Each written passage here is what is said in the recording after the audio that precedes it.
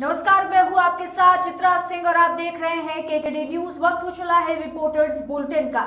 बुलंदशहर में police line में trainee सिपाही को डीआईजी संतोष कुमार सिंह ने पद और गोपनीयता की शपथ दिलाई गई, जिसके बाद 200 रिक्रूटर सिपाहियों ने एक परेड में हिस्सा भी लिया।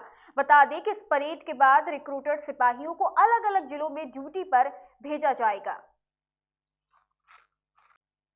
कौशाम्बी में मंगलवार को कैबिनेट मंत्री नंद गोपाल नंदी 8 जनवरी को कानपुर में होने वाले आगाज 2022 के लिए व्यापारियों को निमंत्रण देने पहुंचे। बता दें कि एक ओर जहां उन्होंने व्यापारियों को आगाज 2022 में शामिल होने का निमंत्रण दिया, तो वहीं दूसरी ओर मीडिया के एक सवाल पर मंत्री ने सपा मुखिया अखिलेश यादव पर अभद्र टिप्पणी कर डाली। नंद गोपाल नंदी ने जनसभा को संबोधित करते हुए कहा कि अखिलेश यादव का बचपना जग जाहिर है। अखिलेश यादव पर थूक कर चाटने वाली कहावत बिल्कुल सही बैठती है। अखिलेश यादव का बचपना जग जाहिर है। अखिलेश यादव पर अगर हम कहें कि जैसे थूकना और चाटना, थूक के चाटने वाली कहावत सही बैठती है। किसी ने बता दिया कि मुसलमान का वोट मिल जाएगा, जिन्ना को आदर्श बता दो। किसी ने बता दिया ओसामा बिन लादेन को राष्ट्र पुरुष बता दो, तो वो बताने लगते हैं। फिर कोई समझाया कि नहीं भैया ऐसे कर रहे हो, गलत हो जाएगा। भगवान को बता दो तो वोट मिल जाएगा। आप सोचिए, जब पूरी दुनिया, पूरा भूमंडल कोरोना से कराह रहा था, भारत के वैज्ञानिकों ने, भारत के डॉक्टरों ने वैक्सीन ईजाद करी, उसको भी भाजपा की वैक्सीन बता करके उनका माखौल उड़ाने का काम किया, उनको अपमानित करने का काम किया। मैं मुलायम सिंह जी को धन्यवाद देता हूं कि उन्होंने अपने बेटे द्वारा फैलाए हुए भ्रम को दूर किया वैक्सीन लगवाकर। आज टोटी दिखा दो तो आदमी अखिलेश यादव कहता है। टोटी एक सिंबल हो गया, देखते ही अखिलेश यादव का नाम याद आता है। तो अखिलेश यादव की बात करना या उस पर जवाब देना, मैं समझता हूँ समय जाया करना है। कृष्ण भगवान का सपना आया है, उन्होंने कहा। अब देखिए, ये क्या है, ये जनता मूर्ख नहीं है। हमारा गठबंधन, हमारी सोच सबका साथ, सबका विकास, सबका विश्वास है।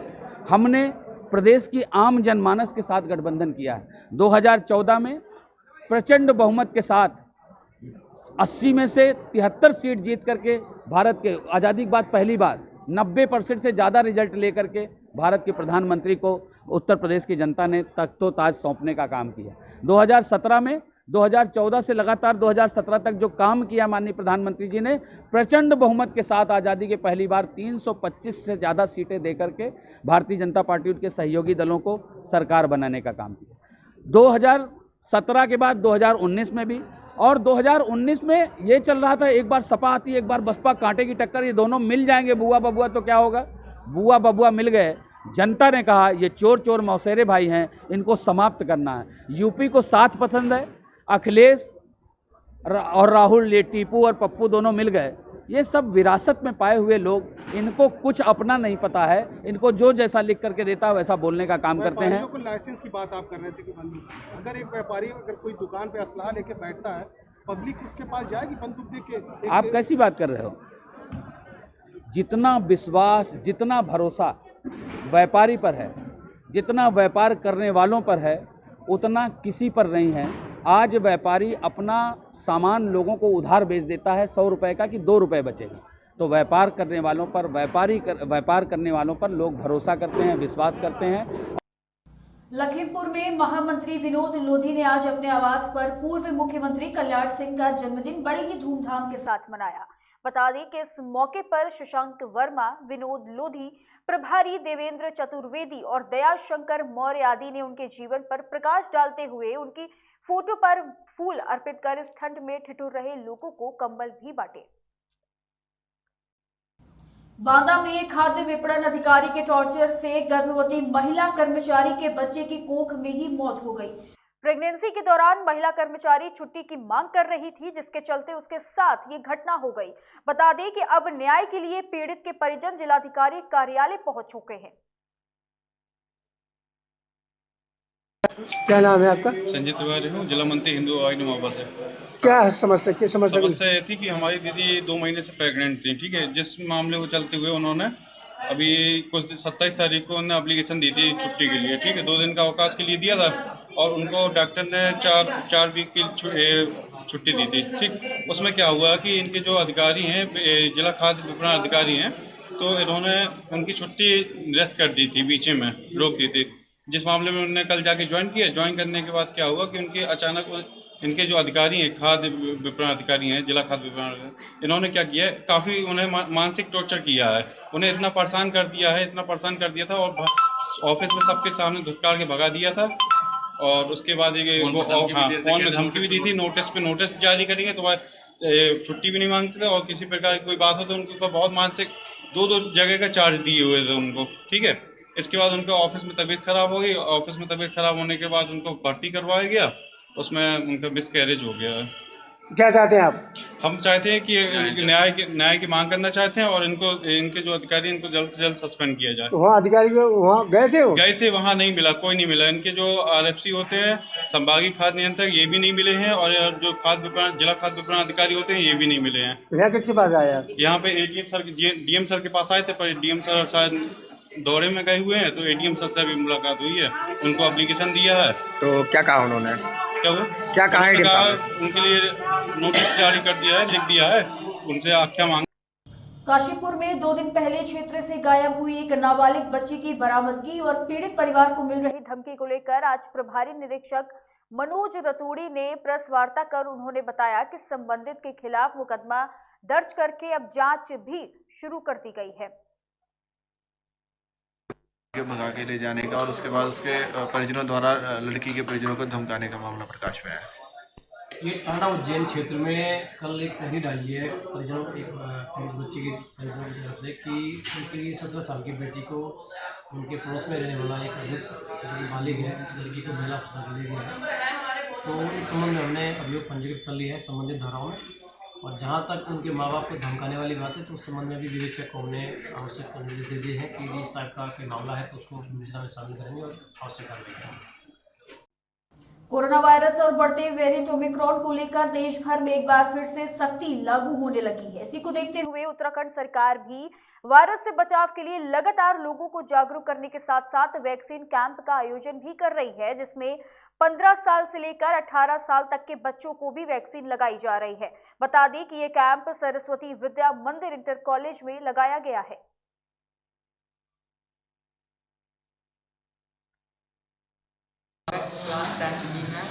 और वैक्सीन लगवाकर मेरा पूरा शरीर रिलैक्स है, और ये वैक्सीन सभी बच्चों को लगानी चाहिए क्योंकि ये प्रभावी है, और ये हमें डेली हर स्कूलों में लगवानी चाहिए वैक्सीन, और इससे बहुत असरदार है ये वैक्सीन।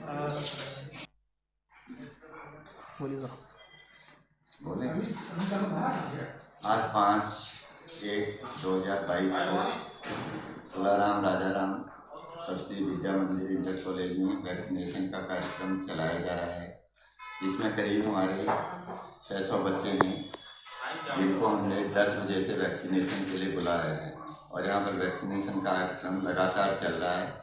एक सरकार की बहुत ही अच्छी उपलब्धि है कि उन्होंने विद्यालय में ही हमें यह सुविधा दी है, नहीं तो इन विद्यार्थियों को जगह जगह वैक्सीनेशन के लिए जाना पड़ता और काफ़ी बच्चे उसमें छूट भी जाते। तो इसके लिए इस सरकार की इस व्यवस्था का सभी विद्यालयों को लाभ उठाना चाहिए, और आशा है कि हमारे विद्यालय में भी 100% वैक्सीनेशन हो जाएगा। बांदा में पंडित JN कॉलेज के प्रिंसिपल के आवास पर भ्रष्ट शिरोमणि नंदलाल शुक्ला ने कई साल से अपना अवैध कब्जा कर रखा है, और अब उसने प्रिंसिपल के आवास को आवास लोकपाल में बदलकर वहां पर बकायदा बोर्ड भी लगा दिया है। बता दें कि कई साल पहले कॉलेज भवन के एक हिस्से को वहां के प्रिंसिपल ने प्राचार्य आवास को अपने नाम आजीवन पट्टा करा लिया था, जिसको निरस्त कराने के लिए बांदा के नागरिकों, छात्रों और एक्टिविस्टों को लंबा संघर्ष करना पड़ा, जिसको लेकर अब आम आदमी पार्टी की शासन प्रशासन से मांग है कि इस फ्रॉड व्यक्ति से प्रिंसिपल आवास तुरंत ही खाली करवाया जाए और इस भ्रष्ट व्यक्ति को लोकपाल मनरेगा पद से बर्खास्त किया जाए। पत्रकार साथियों को मेरा नमस्कार, जय हिंद। साथियों, आप लोगों को ये जो प्रेस कॉन्फ्रेंस आज हम लोगों ने बुलाई है, आम आदमी पार्टी जिले में मनरेगा के लोकपाल के पद पर पंडित जवाहरलाल नेहरू महाविद्यालय के पूर्व प्राचार्य डॉक्टर नंदलाल शुक्ला को बनाया गया है। अब ये सब सारी चीज़ें हमको समाचार पत्रों के माध्यम से मालूम है। डॉक्टर नंदलाल शुक्ला के बारे में सभी साथी परिचित हैं। जो नहीं परिचित है तो मैं बताए दे रहा हूँ आपको। ये पहले अतर्रा में थे। अतर्रा में किस तरह से इनको बांदा भेजा गया, कितनी बेइज्जती हुई इनकी। उसके बाद ये बांदा आए। बांदा में जो इन्होंने लूट खसोट का तांडव किया महाविद्यालय में, किसी से छुपा हुआ नहीं। प्राचार्य आवास जो बनाया गया उसको इन्होंने बलात् कब्जा कर लिया। कब्जा करने के बाद उसका पट्टा भी करवा लिया। उस कब्जे को समाप्त करवाने के लिए छात्र नेताओं ने, बुद्धिजीवियों ने, कॉलेज के पूर्व छात्रों ने आप लोगों के सहयोग से लंबी लड़ाई लड़ी। तब इनका कॉलेज का पट्टा निरस्त हुआ। मैं ये पूछना चाहता हूं सरकार से कि कॉलेज की जमीन में कॉलेज के पैसे से प्राचार्य के लिए बनाया गया आवास किसी को पट्टा हो सकता है? नहीं। साथियों, आज उसी प्राचार्य आवास पे आज भी काबिज है। मनरेगा का लोकपाल बनाने के बाद उन्होंने अपना बोर्ड वहां पे लगा दिया। एक और उन्होंने काम किया जो उन्होंने बोर्ड लगवाया। ये इन्होंने पुनः दूसरी साजिश की उस पर कब्जे के लिए। अब ये कहते हैं कि मेरा अदालत में केस चल रहा है। ये अदालत कैसे उसको एक्सेप्ट कर सकती है? हम अगर इस सड़क जो सामने से निकल रही है, हम बलात् हेराफेरी करके इस सड़क को अगर कब्जा कर लें तो क्या हमारी हो जाएगी? ये अदालत इसको स्वीकार करेगी? नहीं करेगी। मनरेगा जो मेन विषय है वो ये है कि मनरेगा का लोकपाल बनाने के बाद जो प्रधान का अच्छा काम कर रहे हैं उनको काम नहीं करने दिया जाएगा। भ्रष्टाचार को बढ़ावा मिलेगा। ये नए नए तरीके खोजेंगे, धनोगाही करेंगे। इससे मनरेगा जो एक योजना मजदूरों के लिए चलाई जा रही है, मजदूरों के जीविकोपार्जन के लिए कराई जा रही है, चलाई जा रही है, उससे हो रहा है, बहुत फायदा हो रहा है। तो ये कहीं ऐसा ना हो कि इनके आने के बाद जिले में ये योजना दम तोड़ दे। हम इसका पुरजोर विरोध करते हैं और हम सरकार से ये मांग करते हैं कि ऐसे भ्रष्ट दुराचारी व्यक्ति को मनरेगा का लोकपाल बनाने का औचित्य क्या है? अगर बिना जानकारी के उन्होंने बनाया है, किसी भी तरीके से बनाया है, तो उसको तुरंत निरस्त करें।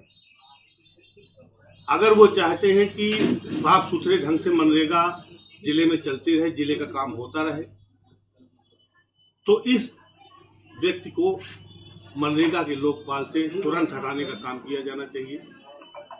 लेकिन चूंकि इनकी नियुक्ति शासन द्वारा की गई है, तो अगर ये हटा नहीं सकते हैं तो कम से कम शासन को लिख जरूर सकते हैं कि यहाँ पर इस कदर इसका विरोध है। मैं प्राचार्य के बारे में 2003 से ये लगातार 2019 तक प्राचार्य रहे। कॉलेज में क्या क्या नहीं हुआ, किसी से छुपा हुआ नहीं है। इन्होंने कॉलेज अपना बनवाया कमासिन में। वहां कमासिन में एडमिशन कराइए, जेएन कॉलेज में पढ़िए, ये इनका मूल उद्देश्य रहा है। और मनरेगा का लोकपाल बनाए जाने के बाद अब ये निश्चित मानिए कि मनरेगा दम तोड़ देगी। ये कॉलेज में जो इन्होंने पहले मनरेगा ऑफिस बना लिया है, हम अधिकारियों से कहेंगे पहले तो ये उनको मनरेगा का ऑफिस वहाँ से हटवाएं। अगर उनको ज़्यादा जरूरी है ऑफिस, तो मुख्य विकास अधिकारी महोदय हैं, जिलाधिकारी महोदय हैं, कमिश्नर साहब हैं, इनको कोई आवास आवंटित करें, क्योंकि वो विवादित आवास है। विवादित इन्होंने बनाया है, विवादित तो नहीं है किसी कोने से, क्योंकि वो कॉलेज का है, कॉलेज के पैसे से बना है और कॉलेज के प्रचार के लिए। तो वहाँ मनरेगा का ऑफिस बनने का कोई औचित्य नहीं है। इन्होंने अपनी बहू के नाम आपको मालूम होगा अस्पताल जो कॉलेज में था उसको उन्होंने लीज पे दिया, विरोध के बाद इनको वहां से हटाना पड़ा उसको। तो हम जोर विरोध करते हैं आप लोगों के माध्यम से, और हम शासन और प्रशासन से मांग करते हैं कि इनको इस जैसे भ्रष्ट डॉक्टर नंदलाल शुक्ला जैसे भ्रष्ट आदमी को तुरंत मनरेगा के लोकपाल पद से हटाया जाए।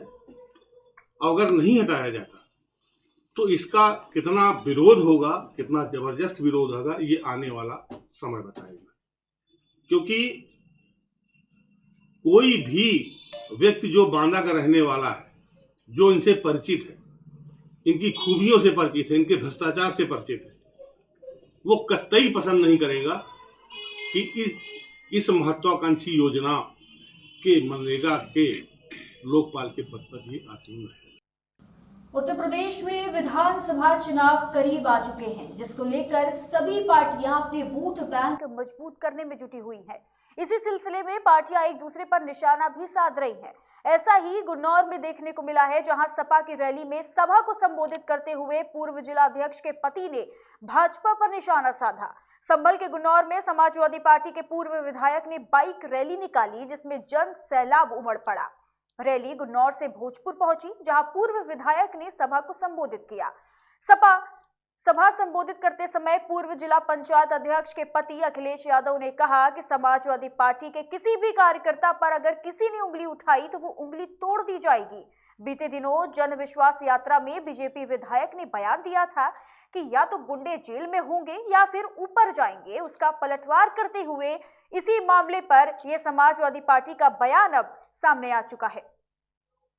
हाथरस में दलित समाज के शमशान घाट के पास शव रखने के लिए छोटा सा चबूतरा बना था, जहां हिंसा भड़काने के लिए किसी ने रातों रात चबूतरा तोड़वा दिया। जब दलित समाज के लोगों को पता चला तो भारी संख्या में लोग आक्रोश के साथ घटनास्थल पर पहुंचकर नारेबाजी करने लगे और दोषी के खिलाफ मुकदमा दर्ज कराने की मांग करने लगे। दरअसल पूरा मामला है हाथरस के आगरा रोड नया बाग स्थित बम्बा के पास बने दलित समाज के शमशान घाट का, जहां शव रखने के लिए चबूतरा बना था, जिसे किसी साजिश के तहत रातों रात तोड़ दिया गया। ये खबर जब लोगों तक पहुंची तो उनमें आक्रोश आ गया, जिसके बाद सैकड़ों की संख्या में घटनास्थल पर पहुंचकर लोगों ने नारेबाजी शुरू कर दी। घटनास्थल पर पहुंचे प्रशासनिक अधिकारियों ने आक्रोशित जनता को देखते हुए एसडीएम सदर से तोड़े गए चबूतरे की आज ही पुनः बनवाने और दोषी के खिलाफ कार्यवाही के आश्वासन दिए हैं। बता दें कि इसी के बाद आक्रोशित जनता शांत हुई और मौके की स्थिति को देखते हुए घटनास्थल पर पुलिस प्रशासन बड़ी संख्या में तैनात हो गया। आश्वासन के बाद अब स्थिति सामान्य है। मंगलवार को हाथरस पुलिस अधीक्षक विनीत जायसवाल के आदेश पर चलाए जा रहे संदिग्ध व्यक्ति वाहन चेकिंग अभियान की कड़ी में थाना कोतवाली नगर पुलिस और मौके पर तैनात पुलिस कर्मियों ने एक शातिर अभियुक्त को गिरफ्तार करने में महत्वपूर्ण सफलता प्राप्त करी है, जिसके कब्जे से एक तमंचा और 2 315 बोर के जिंदा कारतूस बरामद किए गए हैं। गिरफ्तारी एवं बरामदगी के बाद थाना कोतवाली नगर में मुकदमा दर्ज करके कार्यवाही भी की जा रही है। इन्हीं खबरों के साथ रिपोर्टर्स बुलेटिन में फिलहाल इतना ही। आगे की तमाम खबरों को देखने के लिए आप बने रहें केकेडी न्यूज के साथ।